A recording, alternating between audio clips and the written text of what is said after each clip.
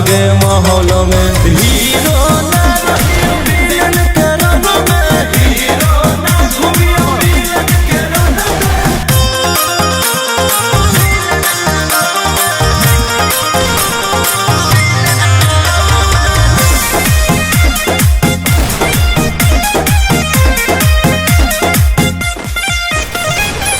बुझिए ना हमारा के गायक नाही कवनो नायक छोड़बो ना जिए लायक हियो हम बेटा खलनायक ढेर बुढ़ो ही जमीनिया में गाड़ देबो चोरी छती पसीना बेटा फाड़ देबो करम ही परेशान ले लेबो जान गोली बोझल रहो पीसतौल में हीरो ना